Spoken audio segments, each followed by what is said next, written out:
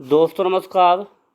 स्वागत है आप सभी का अपने यूट्यूब चैनल टॉपर क्लासेस में।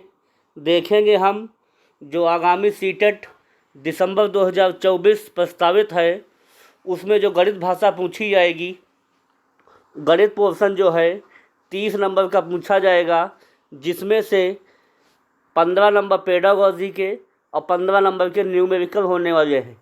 उन 15 नंबर के लिए हम कुछ सवालों को मैं लाया हूँ जो विगत परीक्षाओं में पूछे गए हैं और आगामी होने वाली परीक्षा में भी पूछे जाने की प्रबल संभावना है। तो देखेंगे उन सवालों में हम कुछ का सिलेक्शन किया हूँ जो बहुत ही इम्पॉर्टेंट हैं, जो सीटेट में ही नहीं बल्कि यूपी टेट है, सुपर टेट है, बीपीएससी TRE-4 है, सक्षमता परीक्षा में भी पूछे जाने वाले प्रश्न हैं। इसलिए अगर कंटेंट आपको अच्छा लगे तो एक बार ज़रूर देखिएगा। देखेंगे हम पहला क्वेश्चन है, टोकरियों ए और बी में फलों की संख्या का अनुपात 7:9 है। यदि ए में से 6 फल निकाल कर बी में डाल दिए जाते हैं तो यह अनुपात 1:3 हो जाता है। ए और बी में फलों की कुल संख्या क्या है? देखेंगे दोस्तों, ए और बी में फलों की कुल संख्या क्या है। मान लेते हैं ए में फलों की संख्या 7x है। ए में कितनी है? 7x और बी में है 9x। ठीक है, मान लेते हैं ए में से 7x में से हमने 6 फल निकाल दिए और किसको हम दे दिए? बी को दे दिए। तो 9x में हम 6 जोड़ देंगे और बराबर में क्या हो जाएगा? 1/3 हो जाएगा, क्योंकि अनुपात क्या हो जाता है? 1/3। ए में से 6 कम कर दिया, बी में 6 डाल दिया, तो ए में से 6 माइनस कर दिया और बी में 6 प्लस कर दिया। उसका अनुपात क्या बन जाता है? 1/3। आपस में गुणा कर दीजिए, कैंची गुणा कर दीजिए तो कितना हो जाएगा? 7 21x - 18 हो जाएगा, बराबर 9x + 6 हो जाएगा। ध्यान दीजिएगा गुरुजी, इस 21 में से 9 चला जाएगा, कितना बचेगा? 12x बचेगा। और 6 में 18 जोड़ देंगे, कितना हो जाएगा? 24 हो जाएगा। 12 कम 12 24 हो जाएगा। x कितना आ जाएगा? 2 आ जाएगा। जब x बराबर 2 हो गया तो ए और बी में फलों की संख्या कितनी हो जाएगी? देखिएगा गुरुजी, x बराबर कितना आ जाएगा? 2 आ जाएगा। ए बी में फलों की संख्या कुल कितनी हो जाएगी? अनुपात को जोड़ दीजिए, 9 7 16 हो जाएगा, 16x। और 16 को 2 से गुणा कर दीजिए, कितना हो जाएगा? 32 हो जाएगा। ऑप्शन नंबर आपका दूसरा सही जवाब हो जाएगा। कितना हो जाएगा? 32 जो है ए और बी में फलों की कुल संख्या हो जाएगी। समझ में दोस्तों आ गया होगा। अगले क्वेश्चन पे चलते हैं। अगला क्वेश्चन है, 4, 5 और 6 के सबसे छोटे उभयनिष्ठ गुणज और 5, 6 और 9 के सबसे छोटे उभयनिष्ठ गुणज का अंतर कितना है? ध्यान दीजिएगा गुरुजी, काफ़ी बार क्वेश्चन पूछा गया है, इसलिए इसका मैंने सिलेक्शन किया हूँ। देखिएगा, 4, 5 और 6 का जो है राशा कितना हो जाएगा? 4 और 6 का राशा होता है 12 और 12 और 5 का राशा हो जाएगा कितना? 60 हो गया। अब देखिएगा, 5, 6 और 9, 9 6 का राशा कितना हो जाएगा? 18 और 18 5 का 90 हो जाएगा राशा। कितना हो जाएगा? 90। और कहा दोनों गुणज का अंतर कितना है? तो दोस्तों 90 और 60 का अंतर कितना हो जाएगा? 30। अंतर कितना हो जाएगा? 30। इसलिए ऑप्शन नंबर कितना सही हो जाएगा? ऑप्शन नंबर 1 इसका 30 सही जवाब हो जाएगा। समझ में दोस्तों आ गया होगा। अगले क्वेश्चन पे चलते हैं। अगला क्वेश्चन है, 11 को 11 से भाग देने पर भागफल और शेषफल का योग होता है। देखेंगे दोस्तों कितना योग हो जाएगा, कितना हो जाएगा योग से भाग देने, भागफल और शेषफल का योग पूछ रहा है।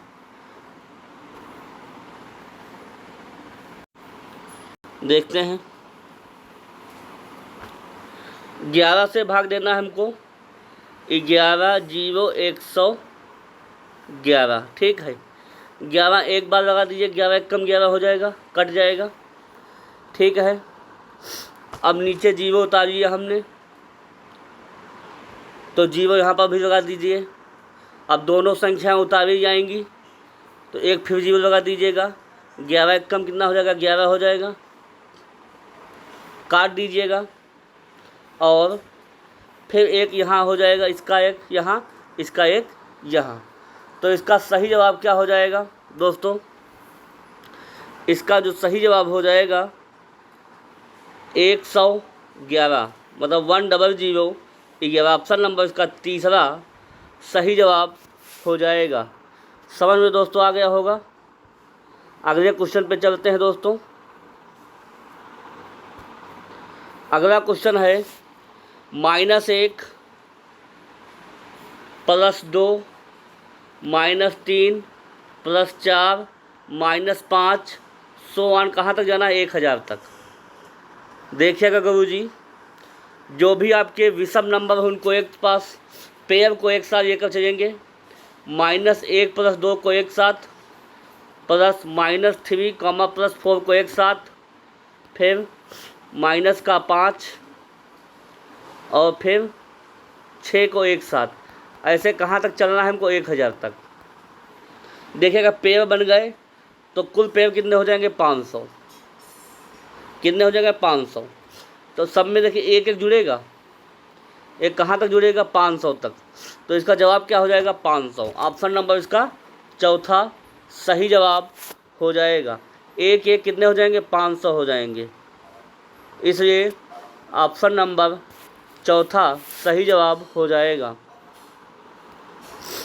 अगले क्वेश्चन पे दोस्तों है, एक आयताकार बक्से की आंतरिक लंबाई, चौड़ाई और ऊंचाई क्रमशः 10 सेंटीमीटर, 8 सेंटीमीटर और 6 सेंटीमीटर है। 6240 घन सेंटीमीटर के आयतन को पैक करने के लिए कितने बक्सों की आवश्यकता होगी? दोस्तों, चूँकि आयताकार बक्से का आयतन कितना हो जाएगा? बक्से का आयतन देखिएगा LBH हो जाएगा। तीनों को जोड़ दीजिए, 10 × 8 और × 6, ठीक है। ये हो जाएगा बक्से का आयतन। और कितना हमको आयतन में पैक करना? 6240। कितना? 6240। 6240 को जितना आयतन आपका है बक्से का, उससे डिवाइड कर दीजिए, 10 × 8 और × 6। तो कितना हो जाएगा इसका जो है? 8 × 48 480 हो जाएगा। 6240 को 480 से भाग कर दीजिए, कितना हो जाएगा? 16 × 48 होगा, 16 × 48 और 14 बचेगा, 16 × 9 144, 3 एक कम 3 और 13 13 × 39। इसका सही जवाब 13 हो जाएगा। मतलब कहने का तात्पर्य है, कुल बक्से के आयतन से जो है एक आयताकार बक्से के आयतन से भाग कर देंगे, उसमें पता चल जाएगा कितने बक्से की आवश्यकता होगी। 13 बक्से की आवश्यकता होगी। अगले क्वेश्चन पे दोस्तों चलते हैं। अगला क्वेश्चन है, A बराबर है 11/13, B बराबर है 13/14, C बराबर है 15/17। देखेंगे दोस्तों, A बराबर कितना हो जाएगा? 11/13। देखिएगा अंश को अंतर से भाग कर दीजिए। 13 11 का अंतर कितना हो जाएगा? 2, मतलब 5.5 आ जाएगा। B को देखिएगा 13/14 है, अंश को 13 से अंतर को भाग कर देंगे, 13 आ जाएगा। फिर C को देखिएगा 15/17, 15 को अंतर 2 से भाग कर दीजिएगा, कितना आ जाएगा? 7.5। सबसे छोटा नंबर कौन सा है? 11/13। देखिए ये नहीं होगा, ये भी नहीं होगा, इन दोनों के पास लेंगे तो सबसे छोटा 11/13 है। उससे बड़ा कौन सा है? उससे बड़ा है नीचे वाला 15/17 के पास लेंगे। ये वाला है। उस सबसे बड़ा कौन सा है? 13/14। इसलिए ऑप्शन नंबर इसका 1 सही जवाब हो जाएगा। कुछ नहीं करिएगा, अंश को उसके अंश और हर के अंतर से भाग दे दीजिए। जो छोटी संख्या होगी पहले हो जाएगा और जो बड़ी संख्या होगी बाद में हो जाएगा। समझ में दोस्तों आ गया होगा आप लोगों को। अगले क्वेश्चन पे चलते हैं।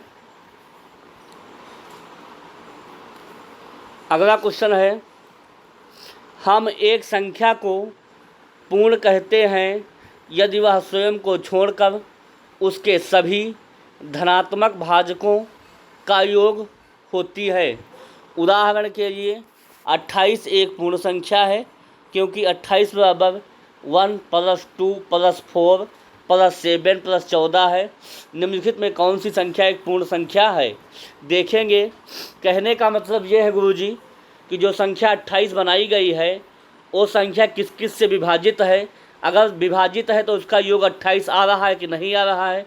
अगर आ रहा है तो पूर्ण भाजक कहलाएगी। देखेंगे, 28 संख्या 1 से भी कटती है, 2 से भी कटती है, 4 से भी कटती है, 7 से भी कटती है और 14 से भी कटती है। तो 14 × 7 = 21 और 21 × 4 = 25, 2 = 27 से कितना हो जाएगा? 28 हो जाएगा। मतलब जो भी संख्या से कटती है उन सबका सम कितना हो जाएगा? 28 हो जाएगा। तो एक ऐसी संख्या कहलाएगी, ये पूर्ण कहलाएगी। अब चलते हैं किसका सही बैठता है मामला।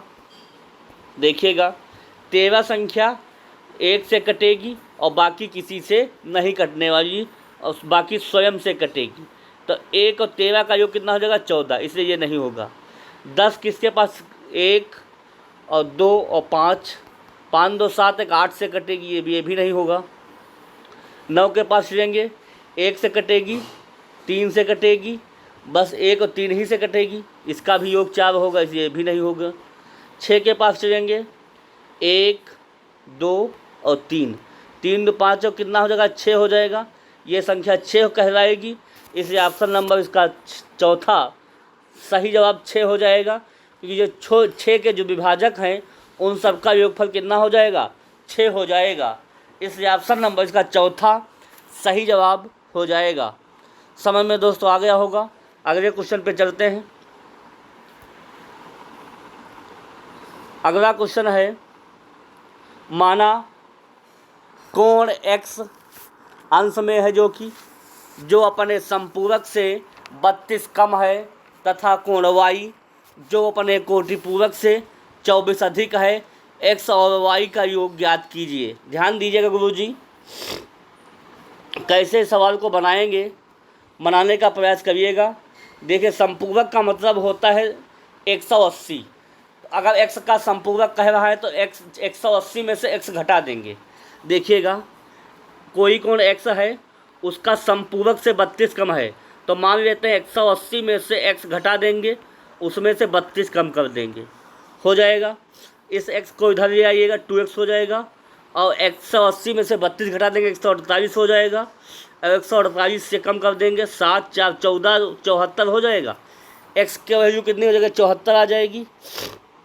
फिर कह रहा है y जो अपने कोटिपूरक से 24 अधिक है, तो y मान लेते हैं। कोटिपूरक का मतलब होता है 90 में से y घटा देंगे हम, तो 90 और माइनस y और प्लस 24 हो जाएगा गुरुजी। ध्यान दीजिएगा, इधर y को जोड़ देते हैं इधर, तो 2y हो जाएगा। और 90 और 24 को जोड़ेंगे, कितना जाएगा? 1 4 और 9 4 9 2 11, 2 से काट देंगे, 57 आ जाएगा। कितना आ जाएगा? 57। तो 57 और 74 को जोड़ देंगे गुरुजी। x + y पूछ रहा है, 57 और 74 को 7 4 11 का 1 हाथ से लगा, 1 7 5 12 1 13, 131 इसका सही जवाब हो जाएगा। समझ में दोस्तों आ गया होगा। अगले क्वेश्चन पे चलते हैं। अगला क्वेश्चन है, यदि 112 इकाई प्लस 12,000 = 11,012 प्लस यहाँ पे दहाई कितना भरा जाएगा? ध्यान दीजिएगा, पहले कह रहा है 12,000, इसको पकड़िएगा, हज़ार वाली संख्या क्यों, तो 12,000 लिख दिया। फिर इकाई कितना है? 112, तो इकाई 112 लिख दीजिएगा और दोनों को आपस में जोड़ दीजिएगा। ध्यान दीजिएगा गुरुजी, इधर 2 1 1 2 1 12,112 हो जाएगा, हो जाएगा। और आपको दिया कितना है?